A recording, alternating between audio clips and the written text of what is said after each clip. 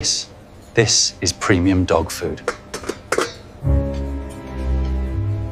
Because that's how you've been acting. The roast was burning, and I couldn't have cared less. 23 years of marriage, and here I was at 11 p.m., trying to salvage what was supposed to be our anniversary dinner. Sarah had texted around 6 saying she'd be working late again, the 4th time this month. But hey, I'm nothing if not optimistic. Or maybe just stupid. If I burn this thing any worse, maybe she'll finally notice I exist, I muttered to Rex, our golden retriever, who was giving me that look dogs give when they know you're talking to yourself again. Smart dog. Smarter than his owner, apparently. I'd closed the hardware store early, stopped by Miller's Market for the good steaks, even picked up those fancy candles Sarah likes, the ones that cost more than most people spend on groceries. All for a woman who couldn't be bothered to come home for our anniversary. The house felt different lately. Emptier, even when Sarah was here. Our daughter Emma was away at college, but it wasn't just the empty nest syndrome everyone warned us about. Sarah had become a stranger, always on her phone, always somewhere else in her head. I was pulling the roast from the oven when I heard her voice from upstairs. Finally home, I thought, until I realized she was on the phone. The words drifted down through the old Victorian's thin walls. I can't wait to see you tonight, babe. Yes, tonight. He'll never know. Unborn, my hands went numb. The roasting pan slipped, clattering to the floor. Rex jumped back, startled by the noise and probably by the look on my face. 23 years and she calls someone else babe. I stood there in my kitchen, surrounded by the ruins of our anniversary dinner, listening to my wife make plans with another man. The irony wasn't lost on me. I was literally holding the pieces while she was upstairs breaking everything else. God, you're pathetic, Mike, I whispered to myself. But Rex just wagged his tail. At least someone in this house still liked me. The next morning, Sarah was gone before I woke up. Nothing new there. But Rex was acting strange, sniffing around the laundry room like he'd caught an unfamiliar scent. I followed him, and that's when I found it.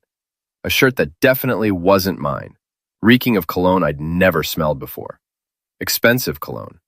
The kind that screams, I drive a BMW and wear designer jeans. I held that shirt for a long time, Rex watching me with those knowing brown eyes. Dogs always know when something's wrong. They just can't tell you about it. Lucky them. But I could tell myself plenty. Like how I'd been an idiot for months, maybe years. How all those late nights at the office and girls' weekends suddenly made perfect sense. How my wife of 23 years had been living a double life, while I played the fool, making anniversary dinners for an empty house.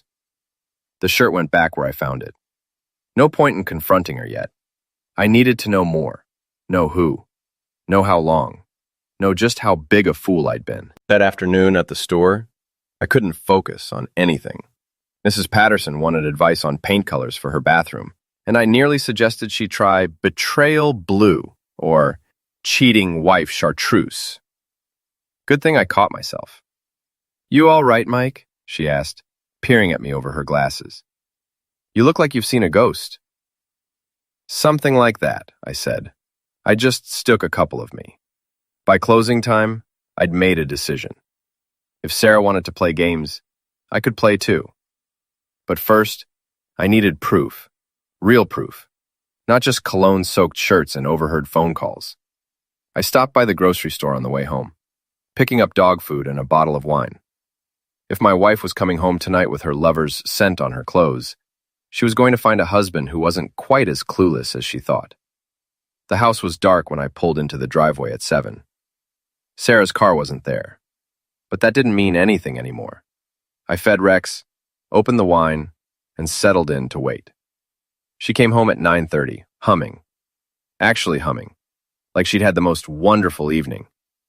Her hair was messed up, her lipstick gone, and she had that glow people get when they've been doing things they shouldn't. Hey, honey, she said, barely looking at me. Sorry I'm so late. The Peterson account is ending me. I'll bet, I said. She froze halfway to the stairs, something in my tone finally registering. What's that supposed to mean? Nothing. Just that you've been working really hard lately.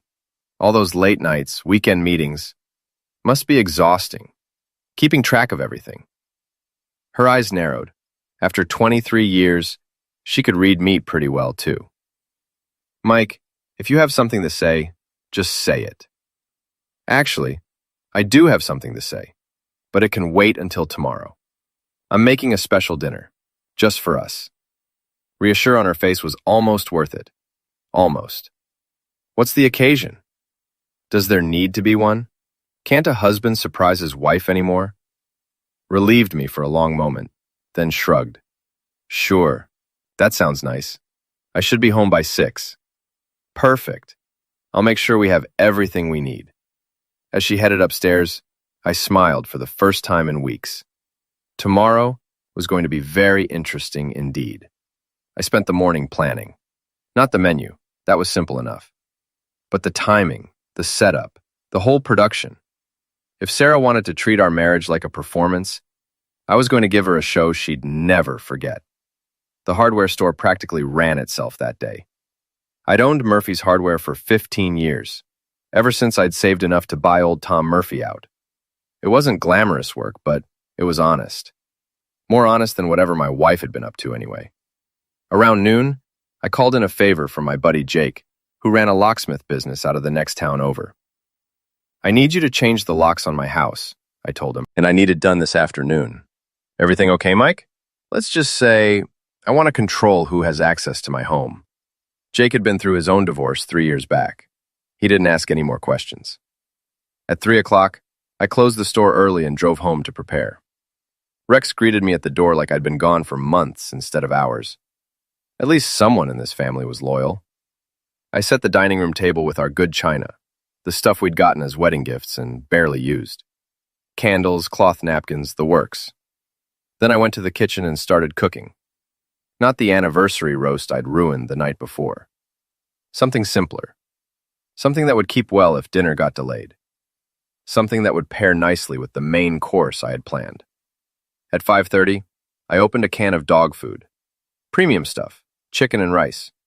The expensive kind Sarah bought for Rex because only the best for our baby. I spooned it into 2 bowls, added some garnish, and set them on the counter. Sarah's key didn't work in the front door. I heard her trying it several times before she finally knocked. When I opened the door, she was standing there with a confused expression and a man I'd never seen before. He was younger than me by at least 10 years, with the kind of artificially white teeth and carefully styled hair that screamed, I spend more on grooming than most people spend on rent. His shirt probably cost more than I made in a week. Mike, Sarah said, forcing a smile. This is Derek from the agency. Derek, my husband, Mike. Dex extended a manicured hand. Nice to meet you, Mike. Sarah's told me so much about you. I'll bet she has, I said, shaking his hand just hard enough to make him wince. Please, come in, both of you. Dinner's almost ready. Look that could have melted steel. Actually, Derek was just dropping off some files. He doesn't need to stay. Nonsense, I said, stepping aside to let them in. I made plenty. Besides, I'd love to hear more about this Peterson account that's been keeping my wife so busy. Derek glanced between us, finally picking up on the tension. You know what? Maybe I should stay, I said firmly. I insist. I led them into the dining room, where the table was set for 3. Sarah's eyes went wide when she saw the extra place setting. How did you know Derek was coming? She asked. Lucky guess. Please, sit down. I'll get the first course. I returned from the kitchen carrying the 2 bowls of dog food, now artfully arranged with sprigs of parsley and a light drizzle of olive oil. I set them down in front of Sarah and Derek with a flourish. What is this? Derek asked, poking at it with his fork. Something special, I said. Something I thought you both deserved. Sarah took a small bite and immediately spit it out. Mike, what the heck? It's dog food, I said calmly, sitting down across from them. Premium dog food. The good stuff. I figured since you've both been treating me like a dog for God knows how long, you might want to see what it tastes like. Derek pushed his bowl away, his face turning green. This is insane. Is it? My wife brings her lover to our house for dinner on our anniversary. Well, the day after our anniversary, but who's counting? And I'm the one who's insane? Sarah's face had gone white. Mike, I can explain. Can you? Please do. I'm dying to hear this explanation. Start with how long you've been screwing Derek here. Or maybe explain why you thought I was too stupid to figure it out. Derek stood up abruptly, knocking over his chair. I don't have to listen to this. Selfish you do, I said, not moving from my seat. See those locks you heard Sarah struggling with earlier? I had them changed this afternoon. The only way out is through me, and I'm not done talking yet. You can't keep us here, Derek said, but his voice was shaking. I'm not keeping anyone anywhere. You're free to leave any time you want. But your car keys are in my pocket, and it's a long walk back to town, especially in those fancy shoes. I'd lifted his keys while shaking his hand at the door, a trick I'd learned back in my army days, before I'd met Sarah and settled down to a life of hardware sales and matrimonial bliss. Sarah found her voice.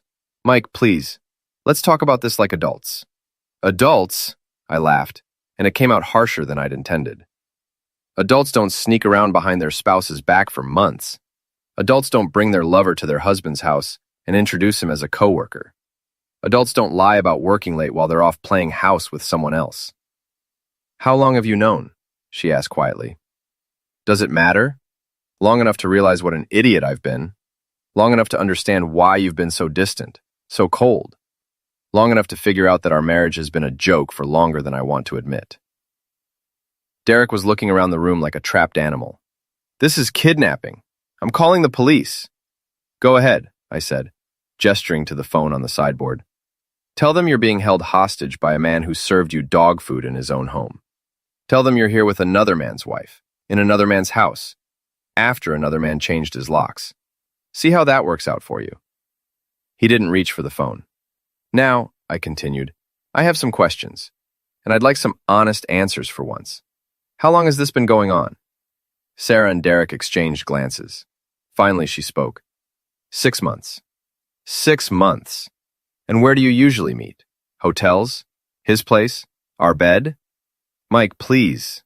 His place. Hotels, mostly. Sometimes his apartment. But not here. Not in our bed. Well, that's something, I guess. I stood up and walked to the window, looking out at the street where Derek's BMW was parked. Nice car, Derek. Must pay well, whatever it is you actually do. I'm a creative director, he said defensively. Creative? I like that. Very creative, coming up with all those lies about the Peterson account. Very creative, helping my wife deceive her husband of 23 years. I turned back to face them. Sarah was crying now, mascara running down her cheeks. Derek just looked sick. Here's what's going to happen, I said. Derek, you're going to leave. You're going to walk out that door and never contact my wife again. You're going to find a new job, preferably in a different city, and you're going to pretend this conversation never happened. And if I don't? Then I'll make sure everyone at your agency knows exactly what kind of man they've been employing. I'll make sure your friends, your family, your neighbors all know what you've been up to. I'll make your life so miserable, you'll wish you'd never heard the name Sarah Murphy. I tossed his keys on the table. Get out. Derek grabbed his keys and practically ran for the door. I heard his BMW start up and screech out of the driveway like he was being chased by demons. Sarah and I sat in silence for a long time, the bowls of dog food between us like some grotesque centerpiece. What happens now? She finally asked.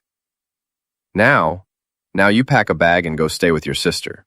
Tomorrow, you call a lawyer. And Sarah? Yes? Next time you want to cheat on your husband, maybe don't bring the guy home for dinner. Sarah left that night with a single suitcase and 23 years of marriage in ruins behind her. She didn't say goodbye, didn't try to explain or apologize beyond the tears.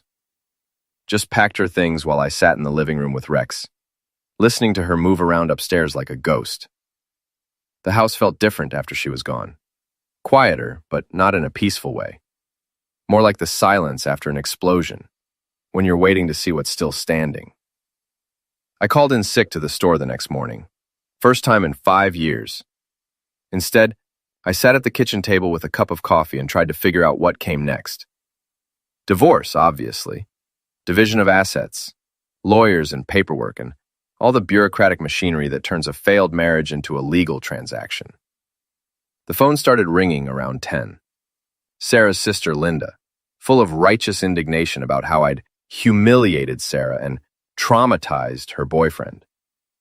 Then Sarah's mother, who'd never liked me anyway and saw this as her chance to really let me have it. You always were beneath her, Margaret said, her voice dripping with the disdain she'd perfected over 2 decades. Sarah deserves better than a small-town hardware store owner who can't even keep his wife happy. You're right, I said. She deserves someone who'll feed her dog food when she cheats on him. I hung up on her. By noon, the story was making the rounds. Small towns are like that. Gossip travels faster than the internet. Mrs. Patterson called to ask if it was true that I had done something terrible to Sarah. Bob Henley from the gas station wanted to know if I needed someone to talk to. Even Father Mackenzie from St. Mary's reached out, offering counseling services. I didn't want to talk to anyone. I wanted to sit in my empty house with my dog and figure out how I'd managed to waste half my life on someone who thought so little of me. But the world doesn't stop for personal disasters. The store needed to be opened, customers needed their supplies, and life had to go on, whether I felt like participating or not. When I finally made it to Murphy's Hardware around 2 p.m., there was a small crowd waiting outside. Not customers, just curious neighbors who wanted to see if the rumors were true. If Mike Murphy had really lost his mind and done something crazy. "Everything okay, Mike?" asked Tom Brennan, trying to look concerned while obviously fishing for details. "Never better," I said, unlocking the front door. "You need something, Tom? Or are you just here for the show?" He had the grace to look embarrassed. "Actually, I need some screws. For my deck." "Screws, right. Well, you've come to the right place." The afternoon passed in a blur of awkward conversations and poorly disguised curiosity. Everyone wanted to know what had happened, what Sarah had done, what I was going to do next. I gave them all the same answer. "It's being handled." Around 5, just as I was getting ready to close up, Derek walked in. I'd been expecting him, honestly. Men like Derek don't handle humiliation well. They need to do something to restore their wounded pride, even if it's stupid. "We need to talk," he said, trying to sound tough. Hard to pull off when you're wearing a polo shirt that probably costs more than most people's rent. "Do we? I thought we covered everything last night." "James, you embarrassed me. You embarrassed Sarah. That was completely out of line." I set down the inventory clipboard I'd been pretending to work on. "Out of line? You've been sleeping with my wife for 6 months, and I'm out of line? That's between Sarah and you. It has nothing to do with me. It has everything to do with you, Derek. You made it about you. When you decided to stick your Johnson where it didn't belong." His face flushed red. "You can't talk to me like that." "Actually, I can. This is my store, in my town, and you're the guy who's been screwing my wife. I can talk to you however I want." He stepped closer, trying to intimidate me. Big mistake.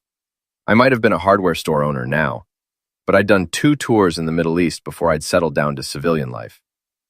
Derek looked like his biggest physical challenge was opening a jar of protein powder. "You think you're tough?" he said. "You think that little stunt last night makes you some kind of tough guy?" "No," I said calmly. "I think it makes me a man who's tired of being taken advantage of. Sarah doesn't love you anymore. She hasn't for years. You're just too pathetic to see it." That one hit home, probably because it was true, but I didn't let it show. "Maybe not. But she doesn't love you either, Derek. You're just something new and exciting. A midlife crisis with good hair and expensive clothes. Give it 6 months, and she'll be bored with you too." "You're wrong." "Am I? Tell me, Derek, what do you two talk about when you're not in bed? What do you have in common besides a shared interest in betraying me? Do you like the same movies? Books? Do you want the same things out of life?" Shift. His silence was answer enough. "She's using you," I continued, "just like she used me, but in a different way. I was the stable husband, the provider, the guy who'd be there when she needed security. You're the excitement, the adventure, the guy who makes her feel young again. But neither of us is actually Sarah. We're just roles she needs filled." "You don't know what you're talking about." "Don't I? How much do you actually know about my wife, Derek? Do you know she's afraid of spiders but won't admit it? That she cries during commercials with dogs in them? That she wanted to be a teacher before her mother convinced her it wasn't good enough? He was looking uncomfortable now. Do you know she takes her coffee with 2 sugars, but tells people she drinks it black because she thinks it makes her sound more sophisticated? That she's been dyeing her hair since she was 30, but pretends it's natural? That she keeps a journal hidden in her nightstand and writes in it every night before bed? Stop. Do you know she wanted 3 kids, but we could only have Emma, and she still cries about it sometimes when she thinks no one's looking? Do you know she's terrified of ending up like her mother, bitter and alone and disappointed by everything life gave her? Shut up. You don't know her at all, Derek. You know the version of Sarah she shows you, the exciting, mysterious woman having an affair. But that's not who she really is. That's just who she's pretending to be, because real life got boring. He swung at me then, a wild, clumsy punch that I saw coming from a mile away. I stepped aside and let his momentum carry him into a display of paint cans. He went down hard, cans scattering everywhere. Feel better? I asked as he struggled to get up. He didn't answer, just limped toward the door, his expensive clothes stained with paint. Derek, I called after him. Next time you want to have an affair with someone's wife, maybe pick someone who doesn't know where to buy rope and duct tape wholesale. He practically ran out of the store. I spent the next hour cleaning up the paint cans and thinking about what I'd said. It was all true. I did know Sarah better than Derek ever would. The problem was, knowing someone and being able to make them happy are 2 different things. Maybe that was the real tragedy of our marriage. Not that she'd cheated, but that knowing each other so well hadn't been enough to keep us together. The phone call came 3 days later, just as I was opening the store for the morning. It was Jim Carver, my oldest friend and the guy who'd been best man at my wedding. Mike, we need to talk. Good morning to you too, Jim. What's on your mind? Sarah came by last night. She's pretty upset about what happened. I felt something cold settle in my stomach. Did she now? And what exactly did she tell you? She said you threatened her. Threatened Derek, too. Said you're acting crazy, talking about revenge and making their lives miserable. Is that what she said? Mike, I've known you for 20 years. This isn't like you. Maybe you should talk to someone, get some help dealing with this. I set down the box of screws I'd been unpacking. Jim, let me ask you something. How long have you known about the affair? Shell's on the other end of the line. Jim? Don't know what you're talking about. Sure you do. You've known for months, haven't you? You and Carol both. Probably Linda and Margaret, too. Heck, probably half the town knew before I did. Mike? How long, Jim? Another long pause. A couple months, maybe 3. 3 months. And you didn't think to mention it to me? Your best friend, the guy you stood up for at his wedding. And you couldn't find a way to tell me my wife was cheating? It wasn't my place. Marriage problems are between husband and wife. Marriage problems? Is that what we're calling adultery now? Look, Mike, I know you're hurt. Hurt? I'm not hurt, Jim. I'm pissed off. At Sarah, sure, but also at you and Carol and everyone else who decided I was too fragile to handle the truth about my own life. We were trying to protect you. Protect me? By letting me make a fool of myself for months while everyone whispered behind my back? By letting me plan anniversary dinners for a woman who was off screwing someone else? That's your idea of protection? Sarah's scared, Mike. She thinks you might do something violent. I laughed, and it came out bitter. Violent? I served her dog food, Jim. I didn't beat anyone up. I didn't break anything. I embarrassed her and her boyfriend. And now she's running around town trying to make me look like the bad guy. She said you took Derek's car keys, wouldn't let them leave. I delayed them for about 10 minutes while I asked some questions about my own marriage. Sue me. Mike, listen to yourself. You're talking like this is all a joke, but people are worried about you. People are worried about me? Where were all these concerned people when my wife was cheating? Where was all this worry when I was being lied to every day for months? That's different. How is it different? Because marriage is complicated. Sometimes people make mistakes. Mistakes? Jim, she didn't accidentally fall on Derek's Johnson. She made a choice. Every day for 6 months, she made the choice to lie to me, to cheat on me, to treat our marriage like it was worthless. I know, but nothing. You want to know what's really going on here, Jim? Sarah's realized that playing the victim gets her more sympathy than admitting she's the one who destroyed our marriage. So now I'm the crazy husband who threatened poor innocent Sarah and her boyfriend. Are you saying she's lying? I'm saying she's telling the version of the story that makes her look best, just like she's been doing for months. Jim was quiet for a long time. Finally, he said, "What are you going to do?" "I'm going to get divorced. I'm going to rebuild my life. And I'm going to remember who my real friends are." Mike, come on, don't be like that. That what? Disappointed that my best friend knew my wife was cheating and didn't tell me? That he's calling me to lecture me about my behavior instead of asking how I'm doing? I am asking how you're doing. No, you're not. You're asking me to make this easier for Sarah. To be the understanding husband who accepts his share of the blame and goes quietly into the night. Well, I'm not going to do that. What does that mean? It means I'm done being the nice guy who gets walked all over. It means I'm done protecting other people's feelings while they crap all over mine. Mike, I hung up on him. The call bothered me more than I wanted to admit. Jim had been my friend since high school. He'd been there when I'd met Sarah, when we'd gotten married, when Emma was born. He'd been the guy I'd called when my dad died, the one who'd helped me through my worst times. And he'd known. For months, he'd known my wife was cheating, and he'd said nothing. The store was busy that morning. Word was getting around about my confrontation with Derek, and people were curious. Some were supportive, like old Mrs. Patterson, who told me I was better off without that flighty woman. Others were more cautious, treating me like I might snap at any moment. Around lunch, Carol Carver came in, Jim's wife, Sarah's former best friend, and the woman who'd probably helped cover for the affair. "Mike," she said, approaching the counter like she was walking through a minefield. "How are you holding up?" "I'm fine, Carol. What can I help you with today?" "Actually, I wanted to talk to you about Sarah." I figured. She's staying with Linda, and she's really struggling with all this. She feels terrible about what happened. Does she?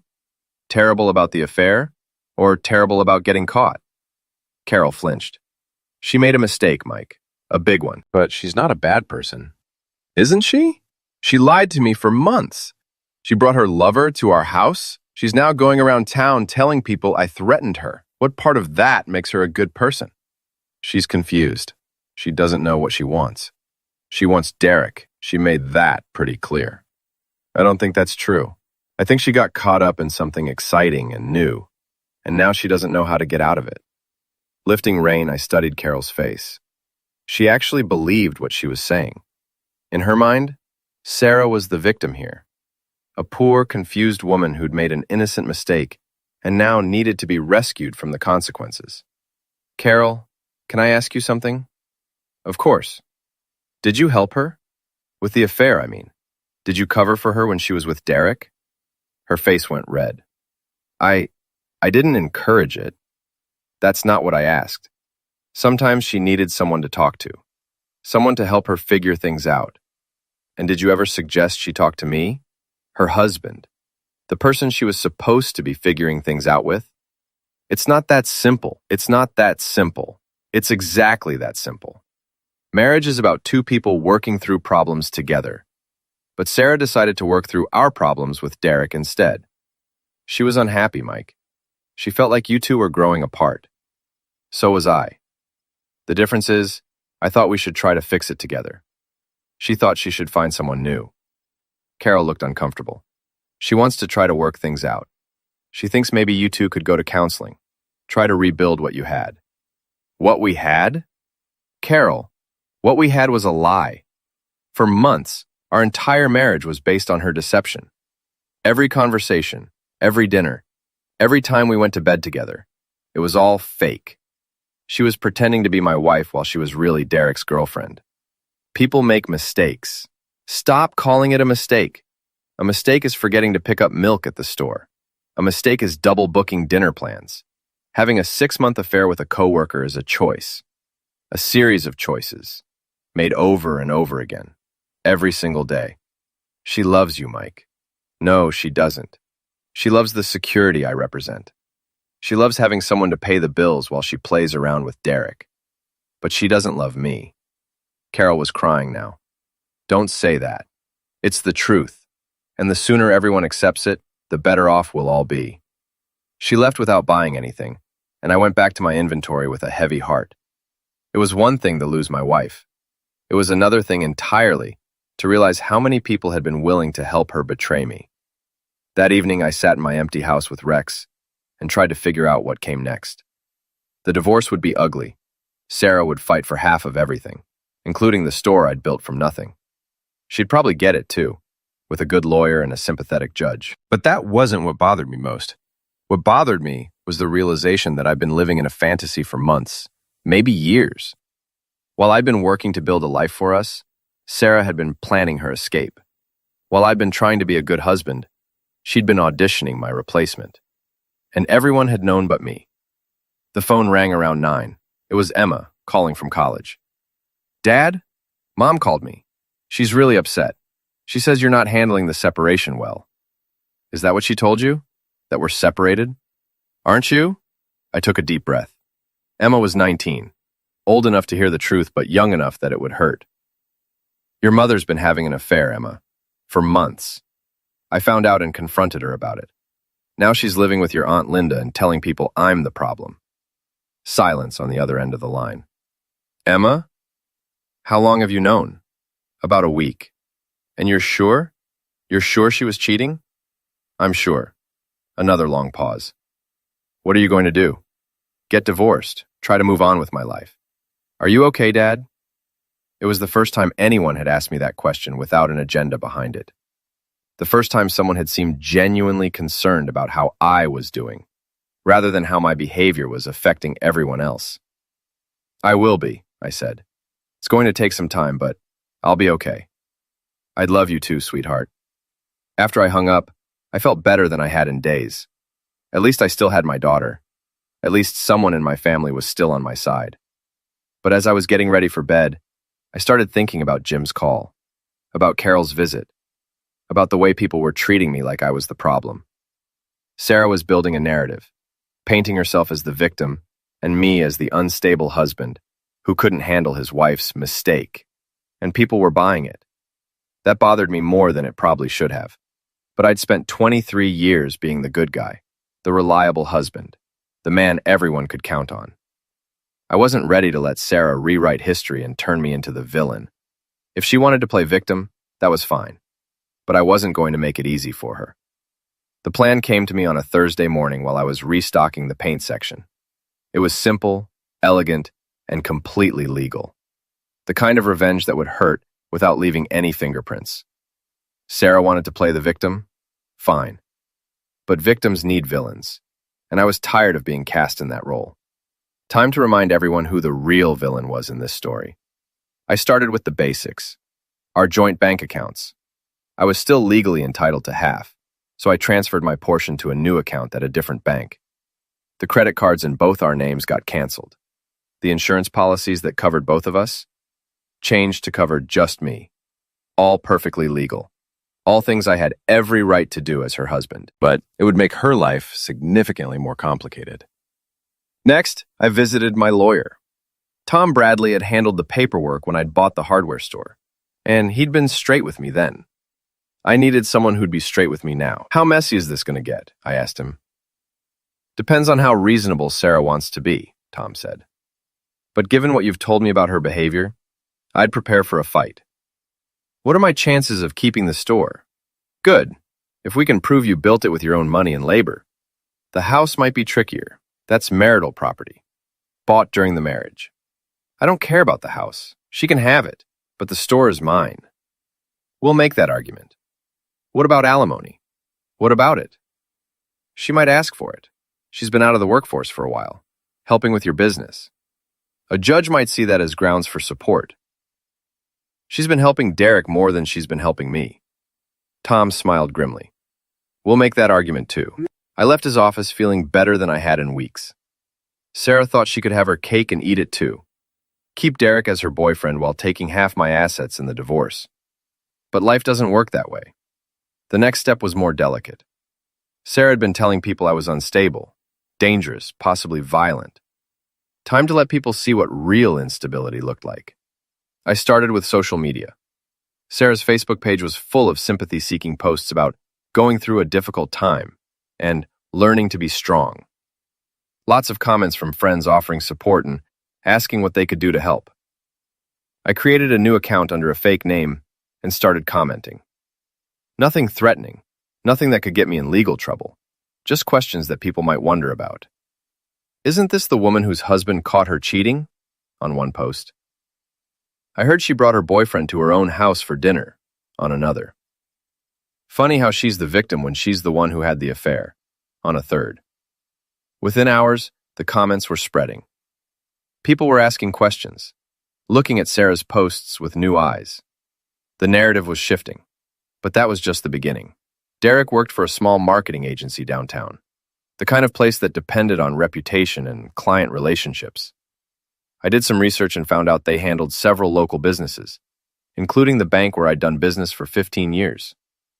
I called my contact at the bank, a woman named Patricia, who'd handled my business loans.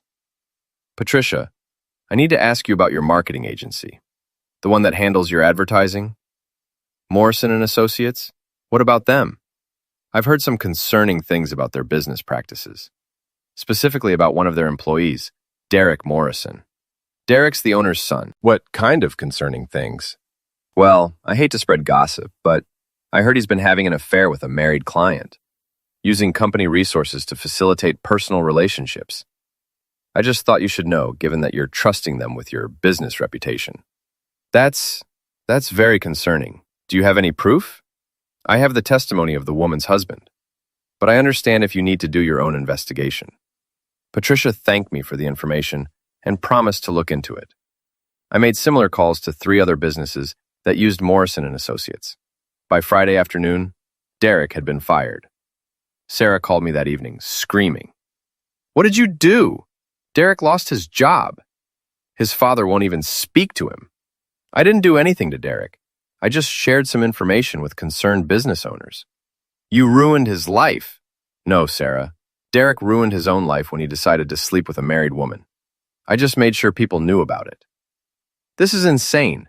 You can't destroy people's lives because you're angry. Can't I? You destroyed my life, Sarah. You destroyed our marriage, our family, our future. You did it deliberately, over months, while lying to my face every single day.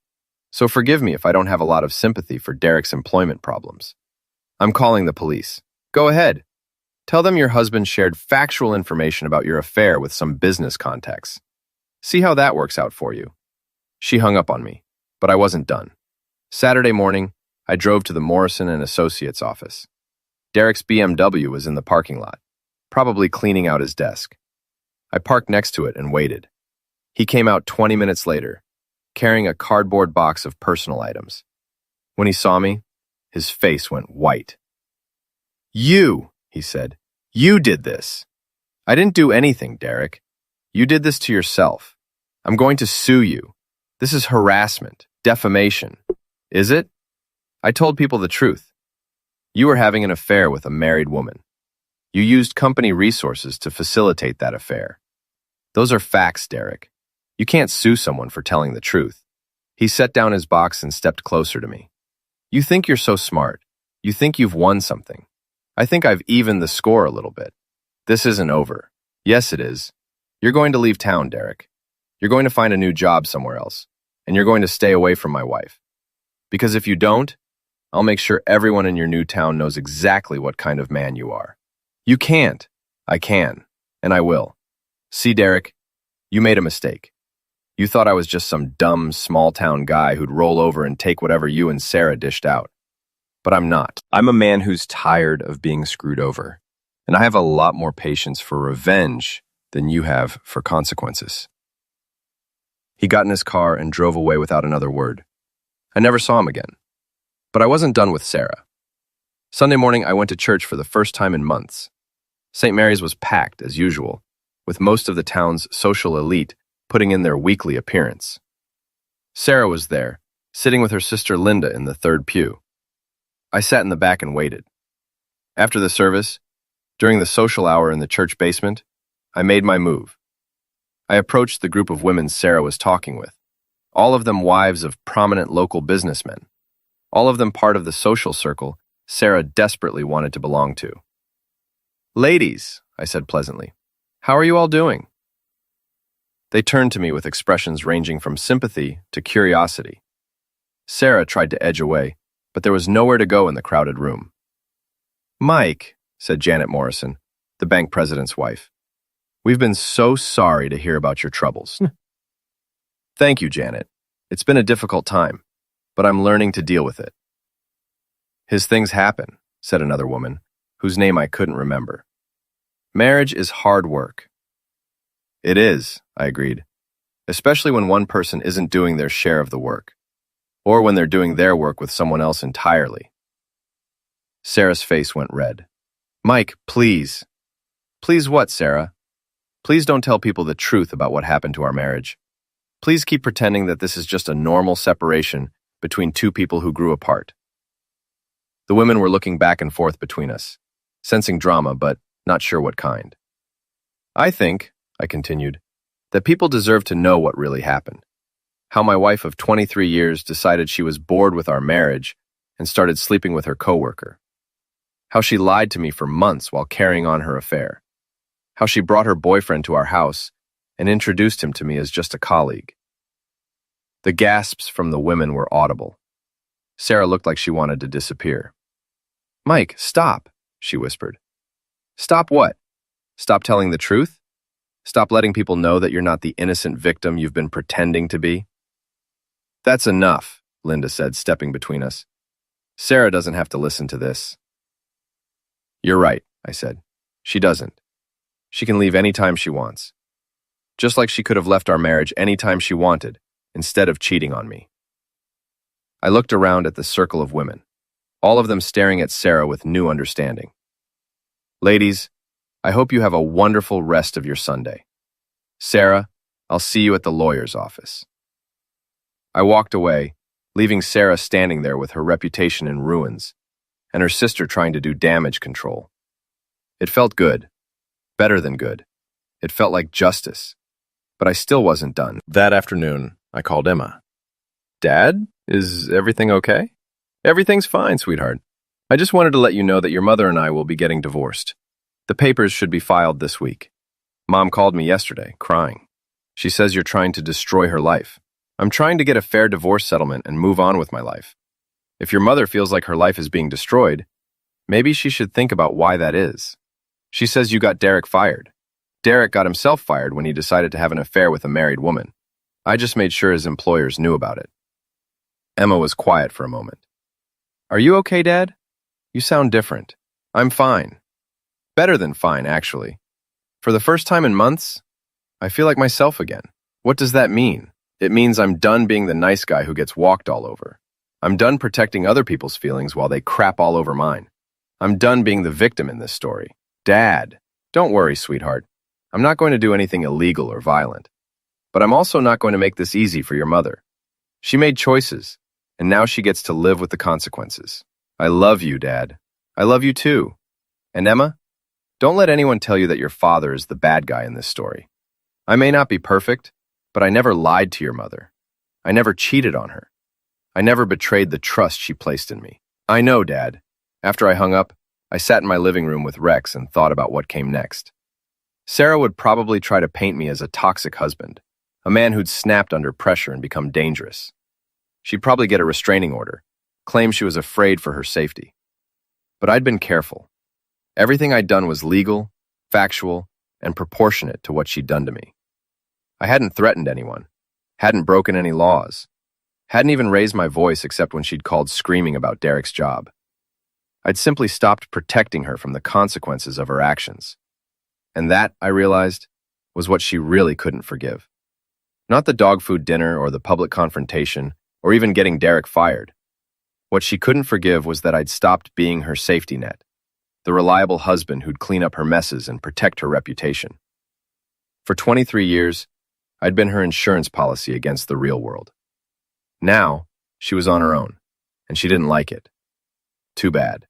The divorce papers were filed on Monday morning. By Monday afternoon, Sarah had moved back into our house. Apparently, Linda had gotten tired of hosting her sister's pity party. She called me that evening. Mike, we need to talk. Talk to my lawyer. Please. Just 5 minutes. I think we can work this out without destroying each other. You already destroyed us, Sarah. I'm just making sure everyone knows who swung the wrecking ball. I made a mistake. Stop calling it a mistake. You had a 6-month affair.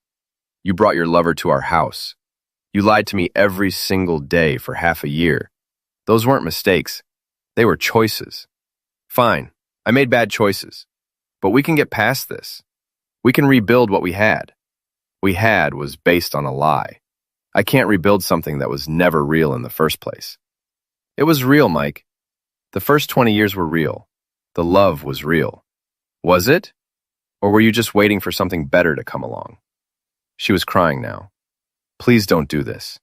Please don't throw away everything we built together. I'm not throwing it away, Sarah. You already did that. I'm just refusing to pretend it didn't happen. What do you want from me? What will it take to fix this? There's nothing you can do to fix this. The trust is gone, Sarah. Without trust, we don't have a marriage. We just have two people living in the same house, pretending to love each other. I do love you. No, you don't. You love the idea of me. You love having a husband who'll pay the bills and provide security while you do whatever you want. But you don't love me. That's not true. Prove it. Tell me one thing about me that you've always loved. One thing that made you choose me over every other man you could have had. You can't, can you? Because you never really saw me, Sarah. I was just a role you needed filled. The provider, the stability, the safety net. But Derek made you feel something I never could, didn't he? He made you feel young and exciting and desirable. Mike, telling isn't the pointing. At now, you good enough. You cheated on me because I was exactly what you needed, and that bored you. You wanted passion and excitement, and I was offering reliability and commitment. I want both. I want you and the excitement. You can't have both. Not from me. I'm done being your backup plan while you go looking for something better. And turned off the phone. The next morning, I opened the store as usual. Business was good. Apparently, my reputation as the wronged husband was actually helping sales. People seemed to respect the man who'd stood up for himself instead of rolling over and taking it. Around noon, Sarah showed up. She looked terrible. Red eyes, messy hair, clothes that looked like she'd slept in them. The put-together marketing executive was gone, replaced by a woman who was falling apart. Mike, please, just talk to me. I told you to talk to my lawyer. I can't afford a lawyer. You cleaned out our bank accounts. I took my half of our money. You're welcome to your half. There wasn't enough in my account to hire anyone good. That sounds like a you problem. She started crying right there in the store, in front of the customers. Please don't do this to me. I'm sorry. I'm so sorry for everything. Part of me wanted to comfort her. 23 years of marriage doesn't just disappear overnight, and seeing her cry still hurt. But a bigger part of me remembered all the nights I'd lain awake wondering why she was so distant, all the times I'd tried to reconnect with her while she was thinking about Derek. Sarah, you need to leave. You're disrupting my business. Your business? This is our business. I helped build this place. Did you? When? Between your marketing job and your affair, when exactly did you help build my hardware store? I did the books. I handled the advertising. You did the books twice a month when I begged you to help. You designed one newspaper ad 3 years ago. You've never worked a day on the floor, never dealt with a supplier, never stayed late to finish inventory. I supported you. You tolerated me. There's a difference. And I could see Sarah was embarrassing herself. Good. Let people see what she was really like when she didn't get her way. I'm calling the police, she said finally. Go ahead. Tell them your husband won't take you back after you cheated on him. See how much sympathy you get. He left, but she didn't call the police. Instead, she called Jim. He showed up an hour later with 2 other guys I'd known for years, Bob Henley and Rick Santos, both of them husbands in our social circle. Mike, Jim said, we need to talk. Do we? Sarah's falling apart. She's talking about hurting herself. That sounds like something she should discuss with a therapist. Come on, man. She made a mistake, but she doesn't deserve this. I looked at the three of them.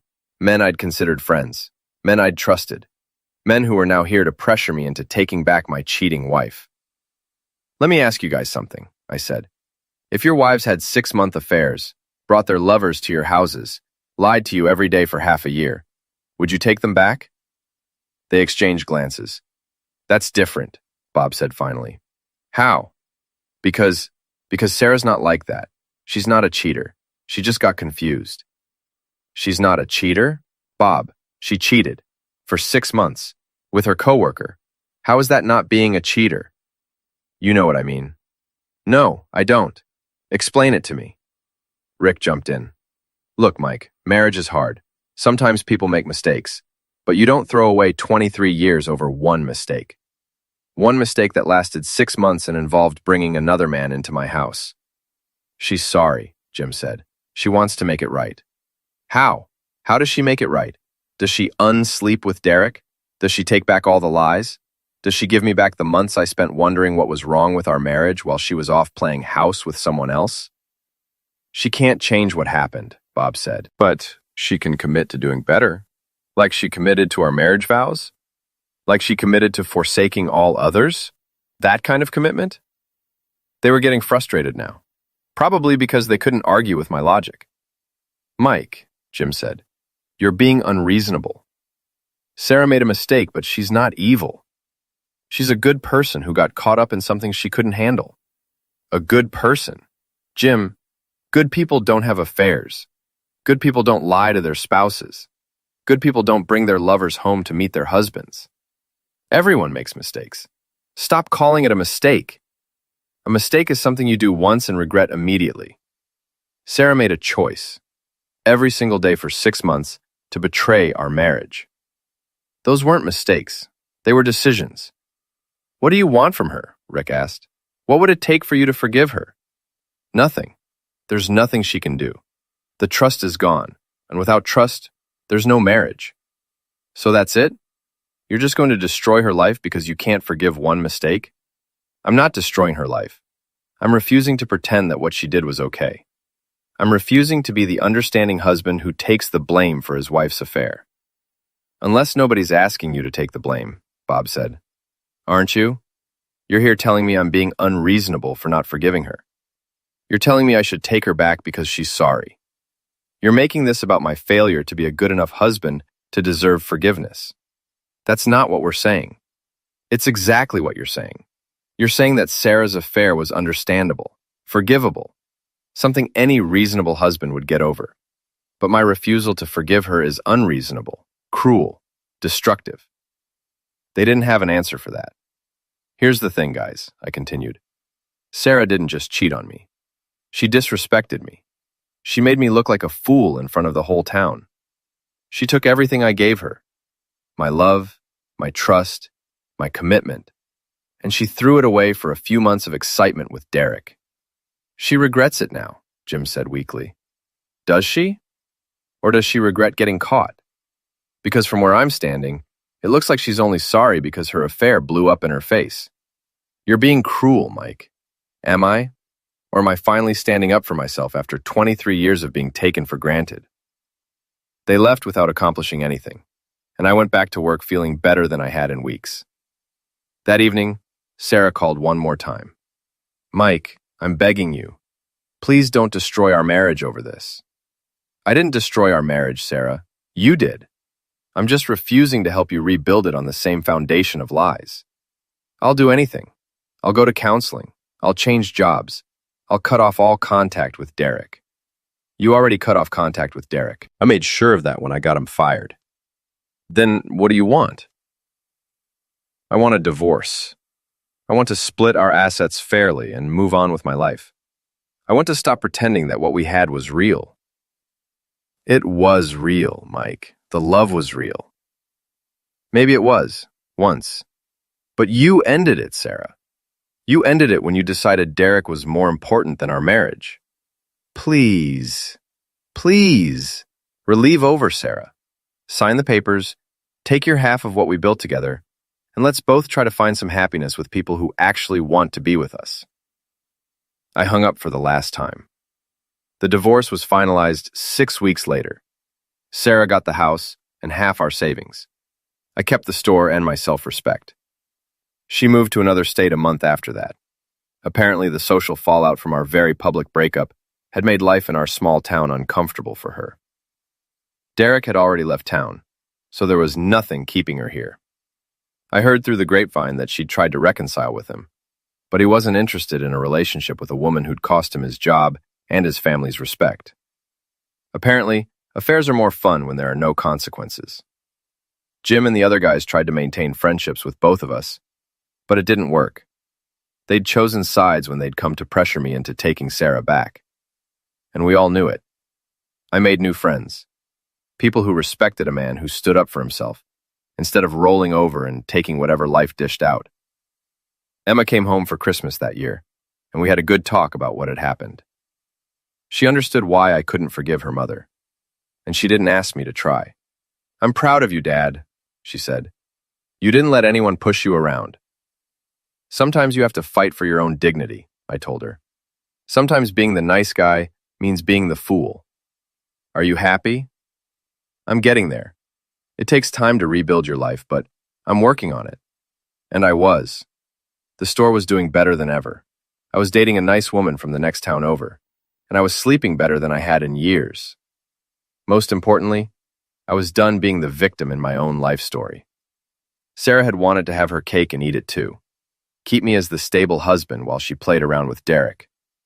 When that didn't work out, she'd wanted me to be the understanding ex-husband who'd make the divorce easy for her. But I'd refused to play either role. I'd forced her to face the consequences of her choices, and I'd made sure everyone knew who was really responsible for destroying our marriage. It wasn't cruel, it was justice. And sometimes, justice is the only thing that lets you sleep at night.